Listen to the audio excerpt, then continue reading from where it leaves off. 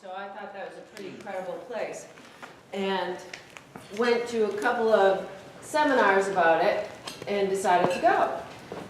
And let me see if I can enlarge this.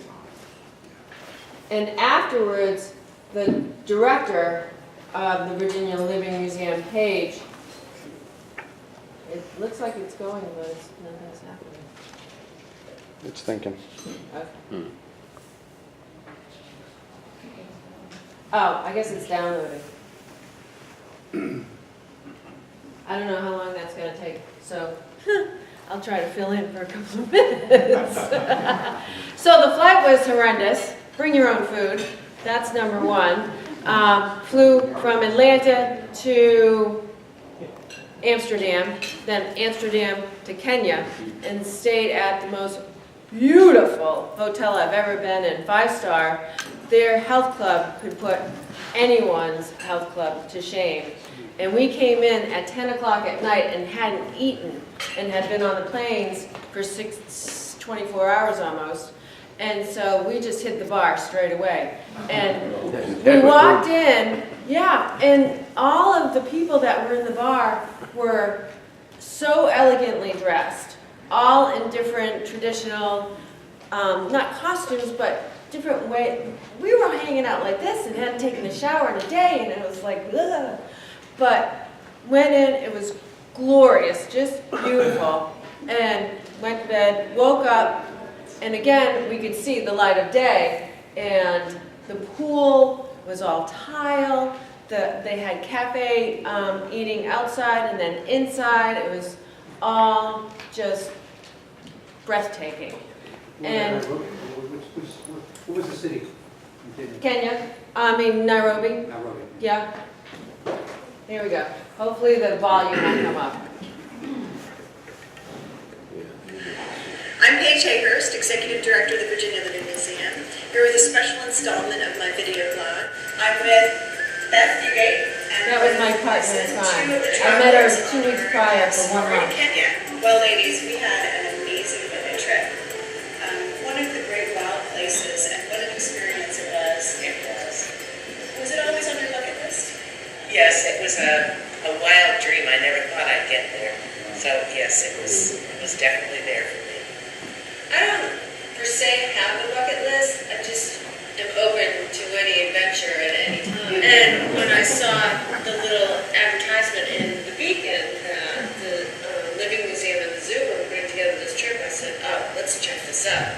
So it really met and exceeded my wildest dreams. Well, and you're an animal lover. Yeah. So big cats especially, right? Or everything? I just like nature. I like to be outdoors. Well, what animals did you most want to see? Anything that came my way was great, but absolutely the big cats were awesome. Just awe-inspiring. That was a crowd of 12. As you remember, We hung out for an hour and a half. stop to sit our turns. Well, we're getting a chance to talk about some of those experiences. It was very rare to actually get to see close up a leopard. So, talk about that experience a little bit. I almost can't talk about it because I still relive that moment when that cat just came walking out in front of us. We were 5 feet And we away were from stunned. And then the babies came behind her. And it was, I didn't get very good photos because I was too busy with my jaw hanging off my mouth watching it. And she was as unconcerned about us as anything, and that's what I loved. It wasn't like she took a look at us and ran like a house cat might if a stranger came along. So it was truly the best experience, was that cat walking out. We were on the hunt for her that day because we hadn't seen the big four previously, and just were very curious about a hippo that we had seen by itself earlier and wondering why was that hippo by itself and how did it get there? It came across that dry creek. And I was looking out over for tracks to see if there were hippo tracks there, and they weren't, and that's when I looked up and saw that leopard and almost fell off my seat and just grabbed onto the driver and was like, and that's when everyone just was astonished and took our breath away, like that said. To see the cubs, and we were so lucky to The see thing them. about what the leopard is. No one Everything, sees it. that's what And I've the been guy telling said- you. What did you see? Everything in their babies. I don't know, but I'll try my best. And to watch Look her for the take tail them up that hanging tree, down from the knoll where of they'd a be tree. relatively safe, That's where they get are. them up that tree. And I so- could see exactly what her plan was. Get my babies up the tree, and then I'll go hunt, because that was Yeah, one of our that's main really days. what that was. We could have stayed there for an hour just watching us, it was Well, and breathtaking. we did stay for an hour when we came across that pride of lions. Yes. Big pride, 12 lions. 12! And a giant elephant standing in the background, a bull elephant. It was like, we couldn't have set that scene up any better, and it was just fun. Well, and you are a master gardener, Beth, and Yes. a birder. Yes. So did you It have was great to have her plants? pal, because she would point out different things all I the had time. learned to see more birds than I did. However, the animals cooperated by standing and staring at us or laying in the grass. The birds weren't quite as cooperative. So I was a little disappointed that I didn't get more photographs, but I certainly wasn't disappointed in what I saw. And as far as gardening goes, I was not prepared for the lush tropical garden environment that I saw in all the urban areas. It was just unbelievable. I took a lot of pictures that don't mean anything to anybody, but to me and another gardener friend, because look at that was growing in the pathway on the way to our room. Look at that, this was growing there. It was amazing. That was wonderful. That was a surprise. Well, at 6,000 feet, you don't necessarily think about tropical, but it was really a high desert in some ways, because they have the rainy season and the dry season. It was beautiful, just beautiful. For me, there was something to see everywhere we went. I was fascinated with the people. We had some beautiful and very, very quiet, and they were fun to look at and to talk to.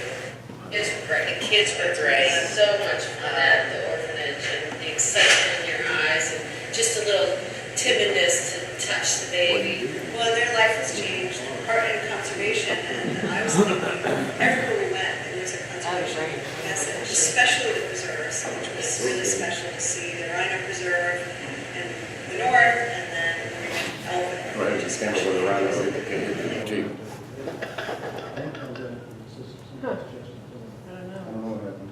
We don't know. Okay, we can stop it. Is that an because- electronic system equipment? No, it's Rotary equipment. So can I just shove this in there and it'll work? Oh, yeah. Sure, well, Should I shut this in? Thank you. Got it.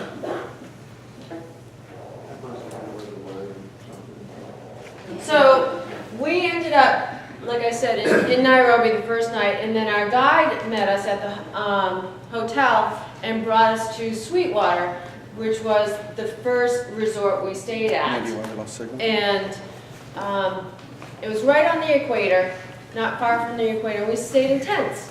Remember the old canvas tents, heavy duty? Well, they all had foundations and bathrooms, and they were tied down. And it was in kind of like a half a circle.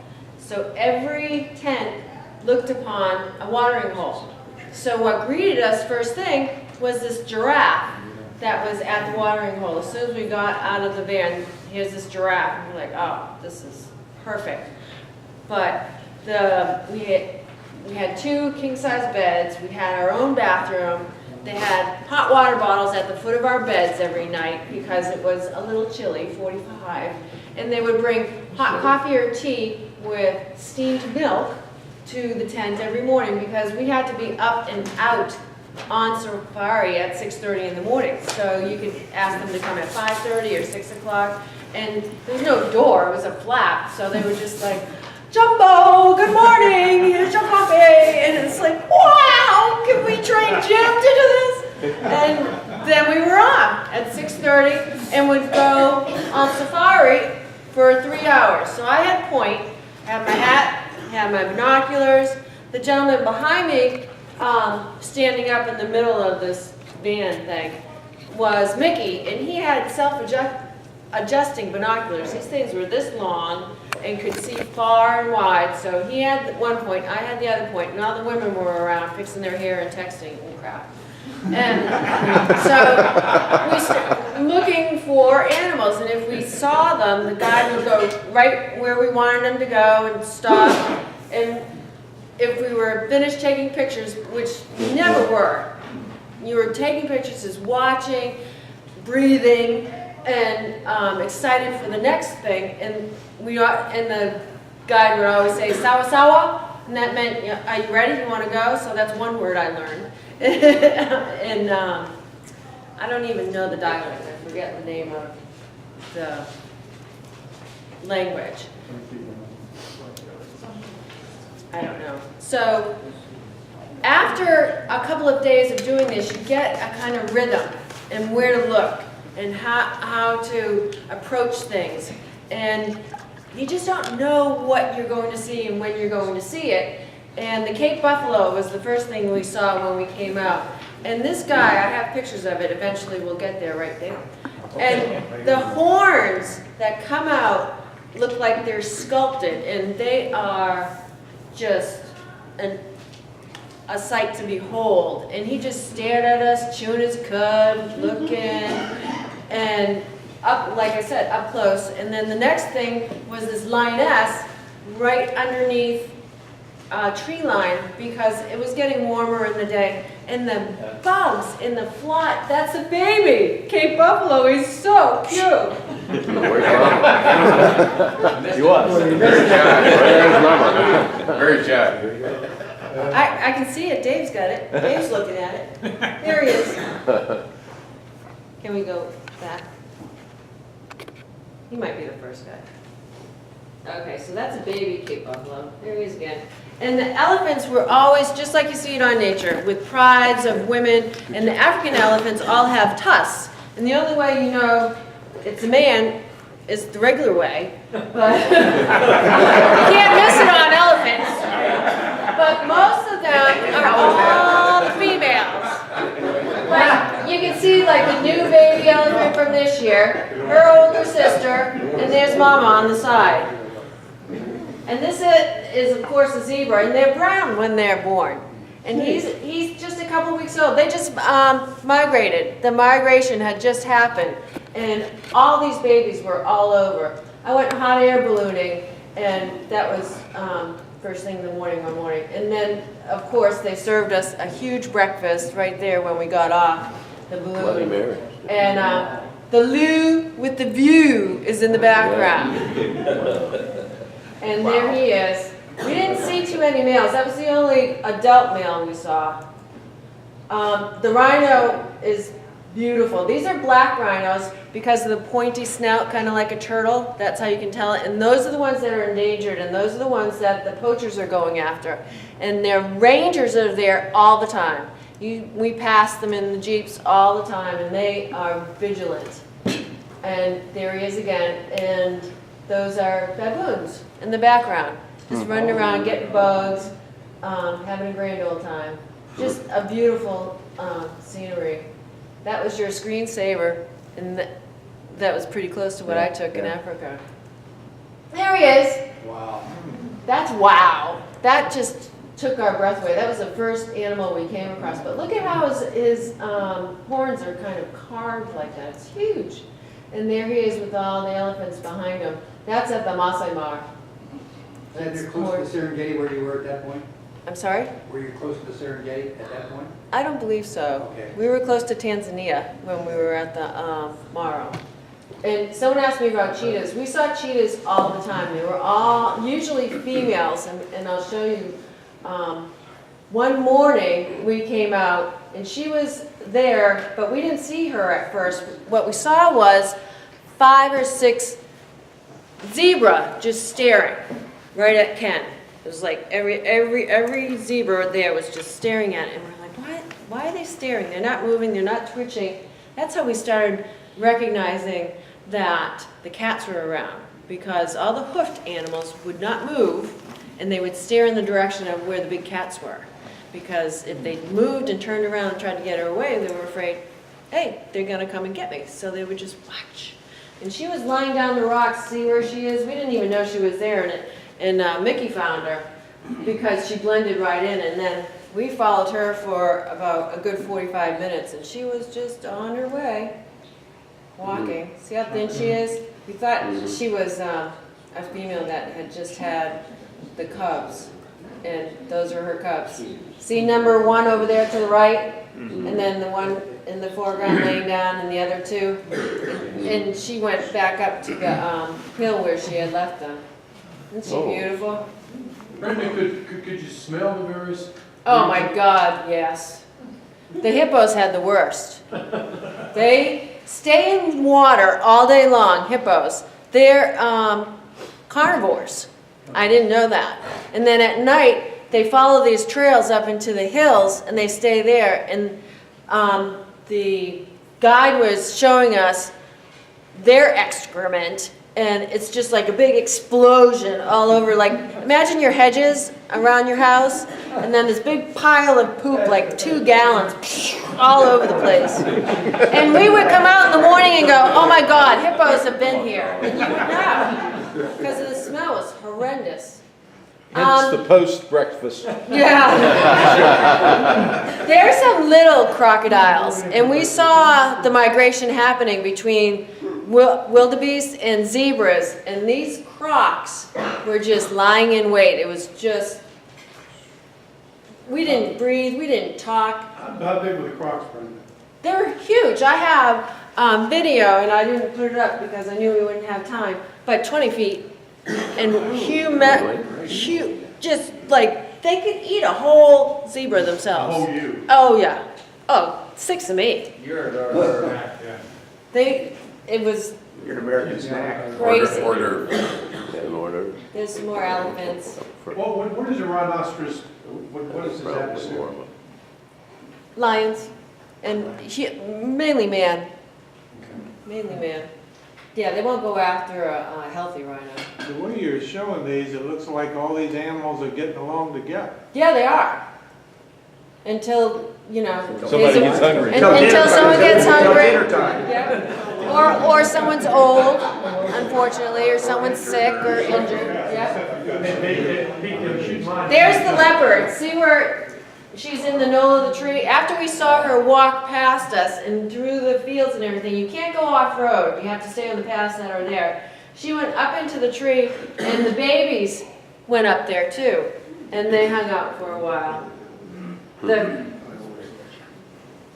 giraffes were gorgeous. There's 2 different kinds, but they were always in a pride.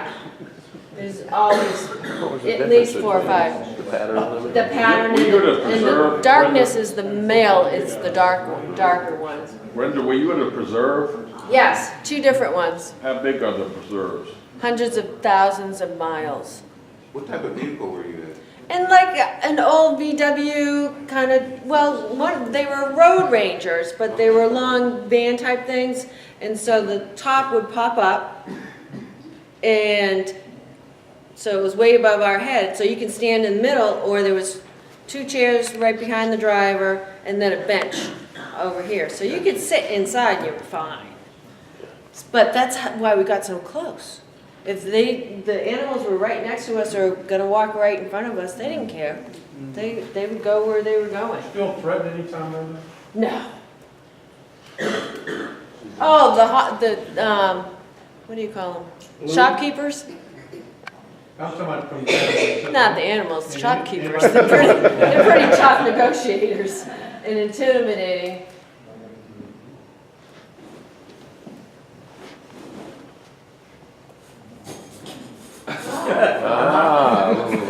Went past that picture pretty quick. Want to see him again? It was springtime. But the hippos were awesome. Now, here's breakfast. The hyena, we came up, first we came upon, up in the hill, 2 cheetah, and what were those things with the, who's got the species? Wildebeest? No, the little ones that were just mating. What were they? Oh, the Warthogs? Warthogs. Okay, with 3 warthogs up on it, just the horizon. We could see them from the road. And we're like, why are the cheetahs hanging around with warthogs? What's going on? And so there was one cheetah that was upright, the other one was laying down, and the warthog was like testing them, like going towards them and coming back, but never turning his back and forth. Like, what's going on? This is so weird. And we were there for a while, took pictures, and then we went down the road, and here's this hyena with some kind of dead carcass, and those little things are jackals, and they're eating something. So we're thinking the cheetahs had killed something, ate their full, and were just laying in the grass having a grand old time, and the warthogs were scared to death because that's where their den was, because they had baby warthogs around there. So we don't know, but that's my theory. And there's the leopard that we showed you during the discussion, and that's the baby. But see the creek coming through? They just walked right up through the creek. That's one of the lions in the Pride of 12 we saw. He was the only one awake when we first went there. And he was just scratching on the tree. There's his mama. These are two different lions. The left is the male and the right is the female. But that's what they do. They don't do anything in the heat of the day. They just go in the shade and sleep. She's beautiful. She walked around for a while. That's the first one we came up to that had all the flies all around her. They're just gorgeous. This is another one. She had 3 females with her and 2 babies. And he was having breakfast. And the baboons. Aren't they cute? And this was at the Elephant Orphanage. Daphne's Elephant Orphanage. It's a PBS special. It's an hour long. This woman, her husband was the warden of Conservancy and came across poachers that had killed the mother of one elephant. And this woman brought the elephant into their home with 3 kids. The elephant lived in the house. And they cared for it for years and years and years. I think it was back in the 40s, early 50s. And her oldest daughter was getting married up in Nairobi. So she left a caretaker with the elephant, and the family left. That baby elephant got so sick because she wouldn't eat, wouldn't drink, because the caretaker, the mother, wasn't there. They came back from the wedding, and the baby elephant died. So she started this whole orphanage, and now all the elephants that are orphans go to this place, and they have figured it all out, how to keep them alive and keep them healthy, and then they set them back into the wild and introduce them into a pride of elephants. And elephants will take them in. They're not their babies, but they'll take them in. So that was a great story. So here he's coming down from the enclosures where they live with their caretakers. The caretakers sleep with them every single night. And they shift around, so if one has a vacation or gets sick, they're not upset. They have, you know, their fill and die that they're used to. So we went on our last day to this orphanage, and here they come down. Oh, there's my in-laws. How you doing? Did you see those Blackwater t-shirts? That's what we were looking at, see? Pride, and then the elephants right up above them. And there's the other lion that was with the nursing cub. This is what I did every morning. I got up for sunrise. I figured I could sleep when I got home. So we didn't go to bed until 2 o'clock in the morning. We shut the place down every night. They just thought we were hilarious. And then I would wake up and see the sunrise because it was once in a lifetime. That's Mount Kenya. And that's from the plane. What does that remind you of? I thought Pennsylvania, you know, with the hills and the quilts and everything.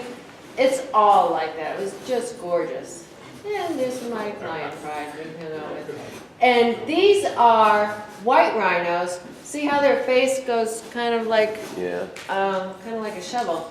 But that's the only difference. But see how her horn, they cut some of it off? That's what they do for prevention, so the poachers don't kill them. Wildebeest and zebra. This was the migration. We were on our regular path going out in the morning, and we're seeing all this zebra for miles, all single file kind of going off in this direction, and we're coming down the hill.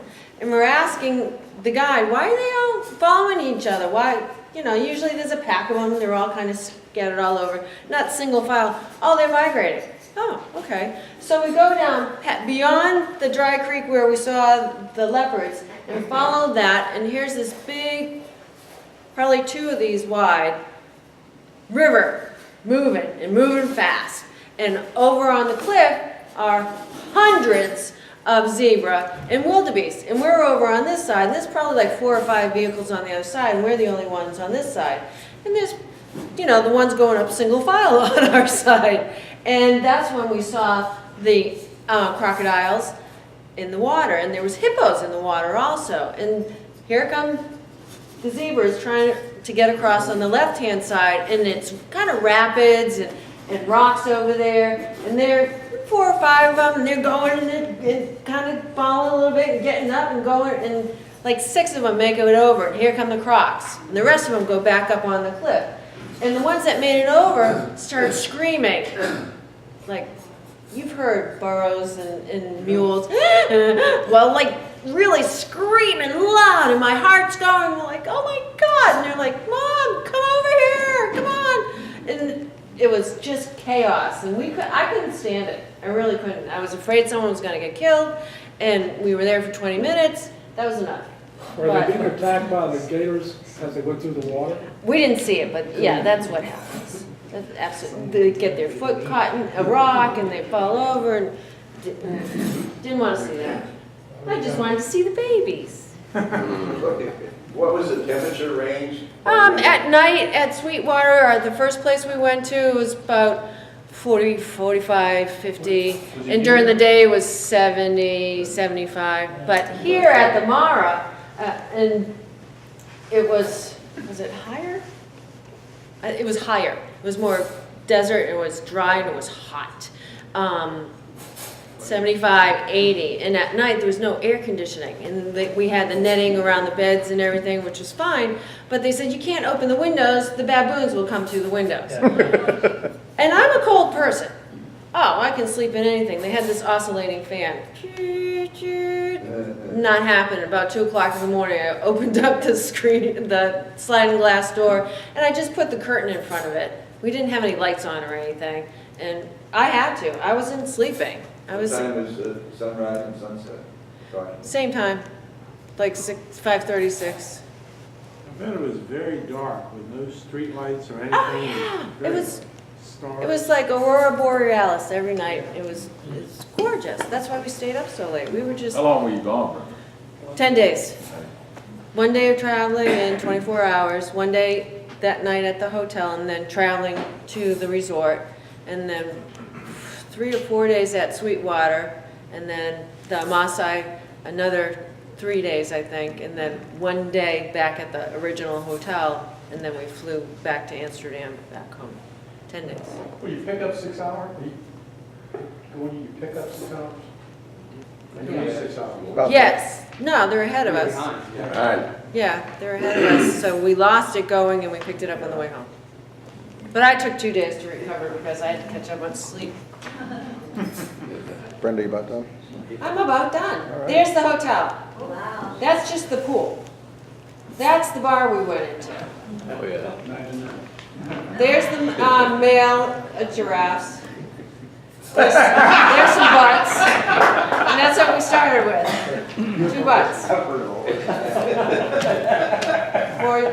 Oh, there's the orphanage. See the kids on the outside? They were having their field trip day on Friday, just like we have here.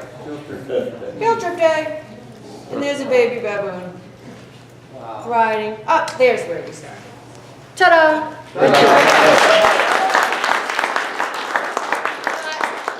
part you missed with Beth on the video, and she said, it's a trip of a lifetime.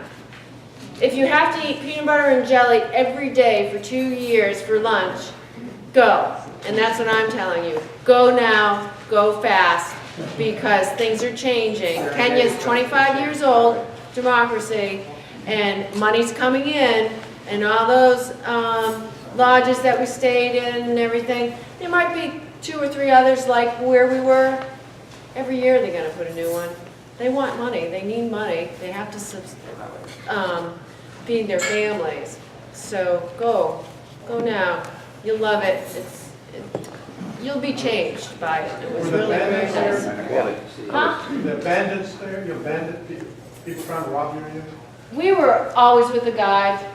We weren't out and about by ourselves. We were in the middle of Nairobi in the vehicle and like had the back windows open for some air. And it was crowded, and a couple times I shut the windows. There's 1 million people in their slums. 1 million people in one city, in an area they call slums, and they're on top of each other. It's a Makes you burgeoning. appreciate your beautiful morning sunset when you're driving in the road. I did. Always lovely. Brenda, thank you so much. The That was winner. great.